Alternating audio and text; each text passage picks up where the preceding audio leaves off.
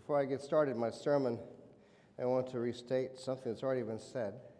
If you hear something that's said today in the sermon or anything throughout the service that you'd like to share on your Facebook page, I encourage you to do that. Pick up your cell phone. We all have one on your smartphone, and click into your Facebook and then make sure when you do that to tag Westminster Presbyterian Church. What that does is it shows your excitement for this community of Westminster. It lets us see that you're still there. We miss you very much.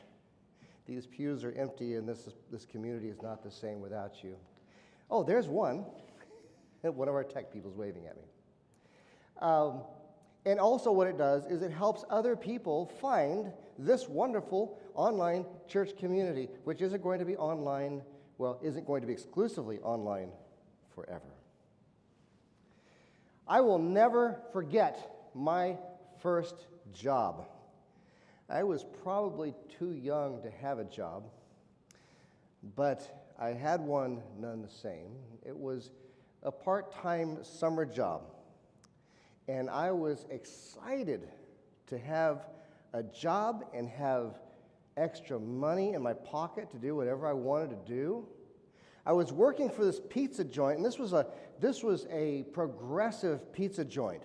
It was Cece's Pizza before Cece's Pizza was cool. If it's cool now, anyway, I don't know. It was when I was a kid, anyway. You're much younger, anyway. This was a great place to work. They were paying well. Only problem was, my boss was mean. He was really mean. He required me to work. Of all things, work. Me? Work? And he liked to yell at us, and especially me. It was my first job. I don't know why he had to yell at me. Tucker! He liked to call me Tucker. Last names are always more intimidating to hear than your first name. Tucker, nobody likes to see brown lettuce on the salad bar. It's sickening. It's gross. Yes, sir? And I'd get the tongs, and I would take the brown pieces of lettuce out, and I would throw them away, and I'm thinking, what a waste. See, it was my job to make sure that everything was in order and everything worked and everything was out and well-stocked for the buffet during the lunch rush. I would start early in the morning at 10 o'clock and work till 2 or 3 or whenever the lunch rush was over. Well, it wasn't long into my work, into this career working for this pizza place, the mother of Cece's Pizza, that I realized that it was really putting a cramp on my style. I couldn't do the things I enjoyed doing, like hanging out with my friends. And it was the summer, and all my friends were doing stuff during the day. And I remember my friends saying, man, and I can't remember what it was. It was probably going to Six Flags. Everybody's going to go to Six Flags, I think. I can't remember. I've slept since then. But my friends were like, we're going to go, and we're going to have a fun time, and you should go. I said, oh, I have to work. Oh, you can get it off. I said, really? Well, yeah, just ask your boss, and he'll give you the time off. I was like, okay, well, I'll try. And so all day, the next day at work, I was stressing about this mean boss that I had and what he was going to do if I asked him, and I was sweating, and I was doing my job, and Tucker, yes, there's more brown lettuce on the salad bar. Clean it out. Yes, sir. Anyway, after the lunch rush, I went to him with fear and trepidation in my heart, and I looked at him and I said, sir, I was wondering if I could have tomorrow off to spend with my friends. And surprisingly, he smiled. And he said, sure, take tomorrow off. That'll be fine. I was like, wow, that was easier than I thought. So I took the day off. We had fun. We did the things that kids do, you know. The next time was easier. I walked up to my boss. He smiled and said, "Sure, take tomorrow off. That'll be fine." I'm like, wow, I'm on a roll here. This is easy. I got this thing down. And then there was going to be a family reunion. I will not forget this event. All the family was going to get together, the extended family. My uncle was going to get a boat. We're going to go out to the lake. We're going to do some water skiing. We're going to have a picnic. Sounds fun, right? So I was like, I know how to do this. I'm on a roll. So after the lunch rush, I went to my boss and I said, "I'd like to have tomorrow off to spend with my family." And he smiled. He said, "Sure, take tomorrow off."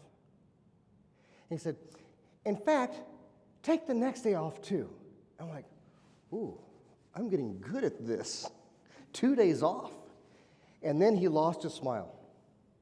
And he growled at me. And he said, "In fact, don't ever bother coming back again because you're fired." Whoa. That is not what I expected. How could he have fired his best employee? I did everything he asked me to do. One day, he was so mean he made me clean the bathrooms. That's mean.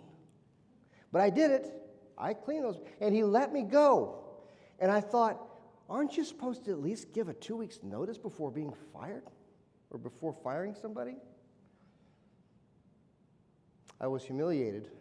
I was so embarrassed, I didn't even go back to pick up my last check. Our New Testament lesson is a parable told by Jesus.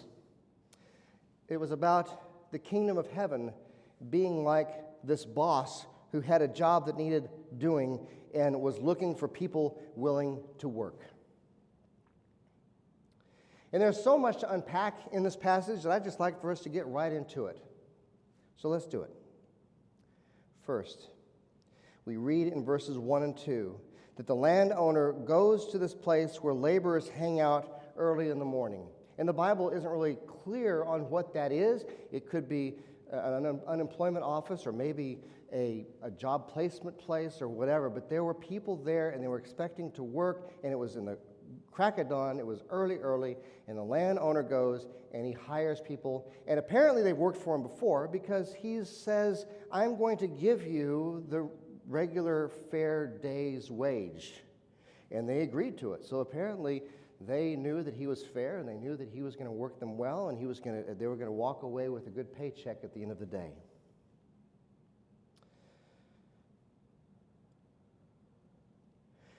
Then we start to see things that start to make us say,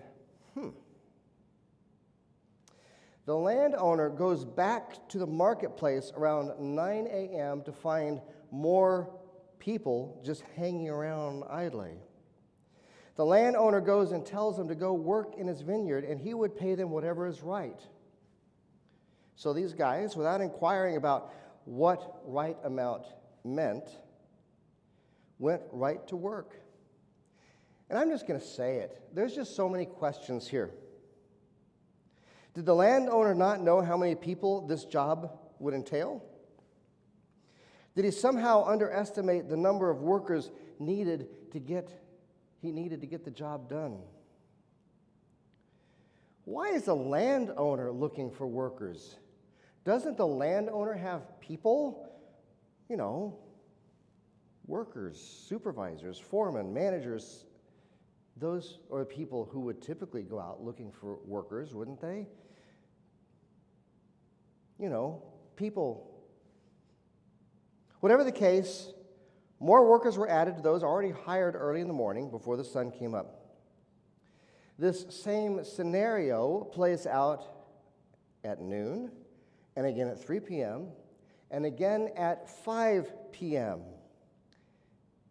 And there's still more questions to be asked. How many laborers can one vineyard hold? Was the landowner so inept that he kept underestimating how many people he needed? What is really going on here? Then, in verse 8, the wheels really start to fall off of this story. The landowner pays everyone a day's wage, starting with the people he hired last and ending with the people who he hired first. They all got paid the same. The people hired first were angry. How is it that the people that got hired at 5 o'clock p.m. got paid the same amount as what we got paid? So many questions. Such a strange story. I believe that this story, in our context today, can be summed up in one word: grace. On one level, this story can be viewed from the Presbyterian lens of all are chosen by God. We as Presbyterians believe that God is a covenantal God. As we read Scripture, there is a definite thread that runs throughout. It is the covenant of grace. The understanding of a God who loves so much that God says, I choose you.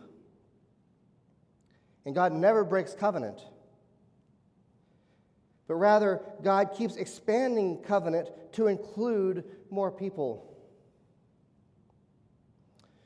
So yes, in the history of the world, there are people who are called into a covenantal relationship with God, and there were people who were called into covenantal relationship with God first.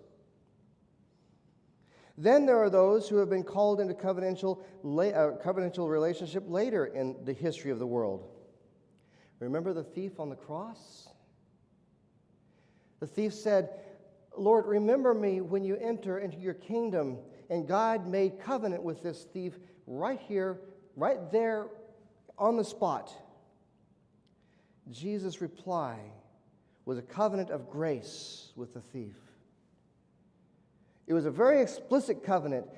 Jesus says, I choose you and you will be with me in paradise. From that theological lens, we come to an understanding that we are all children of God. And those of you at home, you can say amen. It's okay.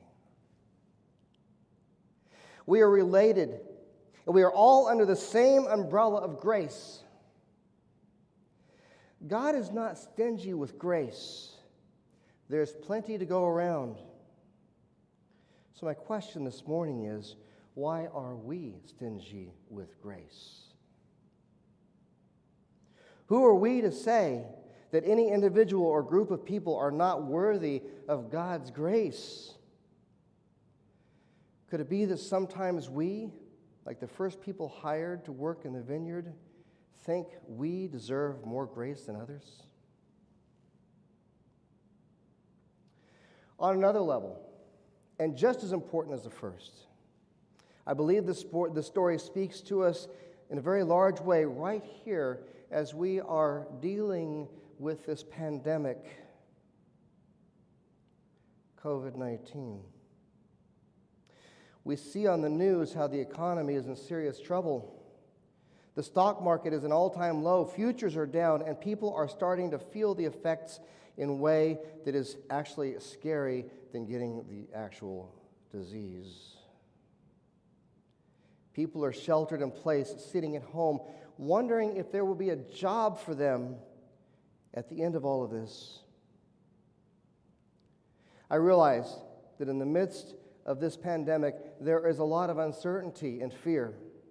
Millions of us sit in isolation day in and day out, left to our own thoughts. The mind is a tricky thing, you know. We often resort to worst-case scenarios, wondering if this nightmare will ever end. The other day, someone asked me if I believe that this pandemic was a sign of the end. I wonder if that thought process is helpful. Hear me out. There is a temptation to think that Jesus is coming soon in the clouds of glory to take us away from this mess, and surely one day he will. Honestly, however, I believe that this pandemic should instead raise a larger question. How do we find God in the midst of suffering? Theologically, I believe that this is much less of an eschatological issue than it is a question of how can we become the hands and feet of Jesus? How can we be sermons in shoes and create heaven on earth right here, right now? In the midst of this uncertainty and pain, the world needs that more than anything. Church is more than just a building. As long as there are people who believe in Jesus Christ, who love Jesus and love others, there is church.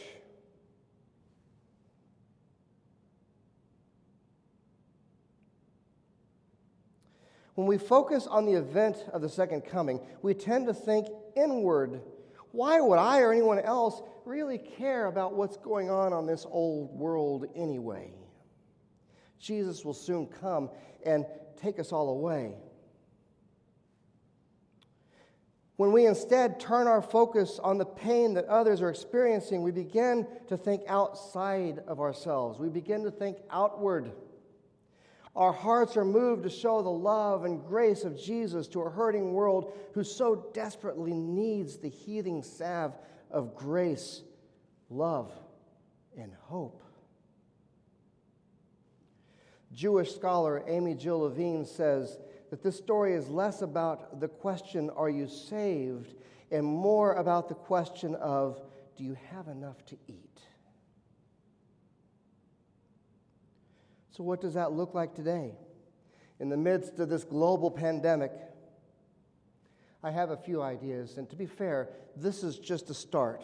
This is not designed to be a comprehensive list, but perhaps it will help us all to think of other ways of being the hands and feet of Jesus beyond this list. This is merely a starting point. First, during our times of social isolation, we may find that we have a lot of time on our hands.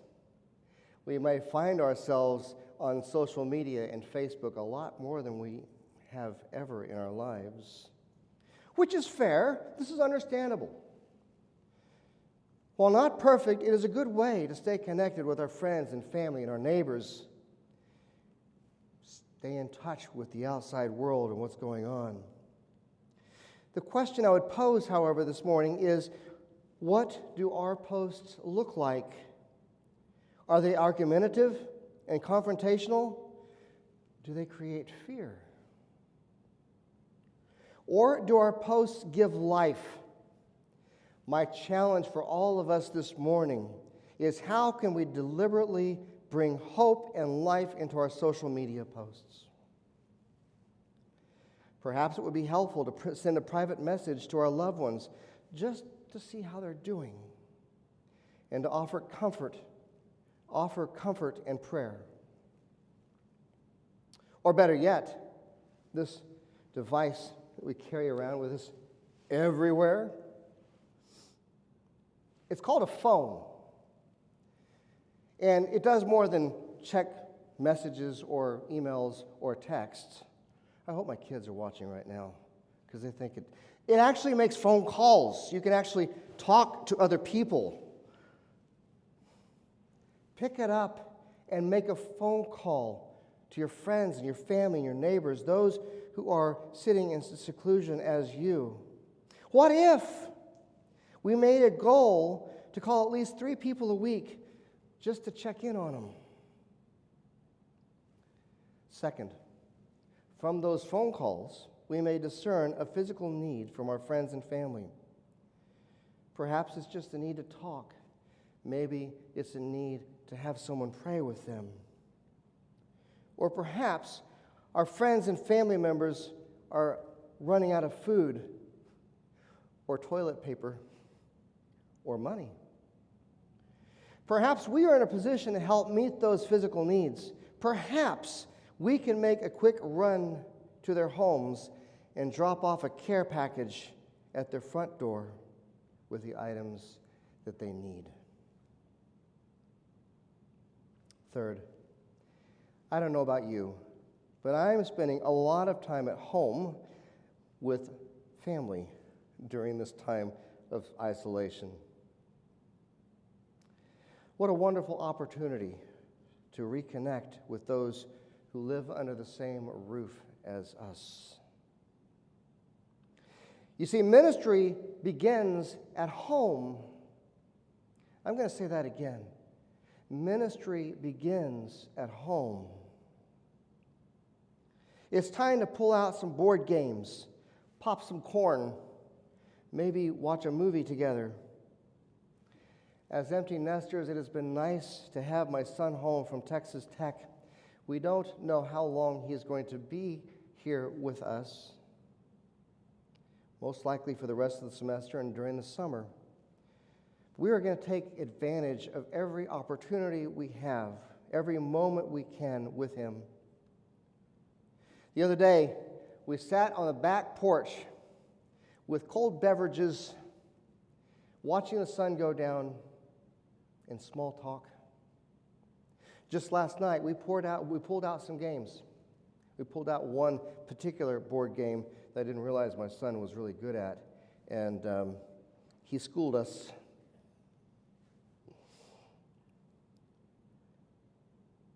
Being home has given us opportunities to create memories that we would not have had otherwise. Fourth, and probably the most difficult jobs out there right now besides medical personnel is grocery store employees, our grocery store employees. My son and daughter and her husband, my son-in-law, all work in grocery stores, and they have each shared with me their horror stories. My challenge today is this: let's buy only what we need. Most grocery stores restock at least once a day, and some stores put product out as soon as it comes in. We need to be mindful of others when we buy our groceries and leave enough for others. Also, treat the grocery store workers with respect. Smile. Thank them for a job well done. Give them grace when they make mistakes or when the store runs out of product. My daughter told me a story of how, when she was working a register, someone noticed that she was pregnant. Yes, I'm going to be a grandfather. Yay! Someone noticed that she was pregnant, and they bought her a bottle of water to drink through the rest of her shift. My daughter shared with me how that simple gesture made her entire day. Folks, we are all connected, created in the image of God, and under the same umbrella of God's covenantal grace.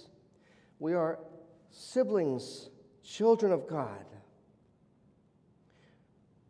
When we show kindness and grace toward our siblings, we are simultaneously demonstrating our love for God. And for God's mercy and love and grace extended to all, we can say, thanks be to God.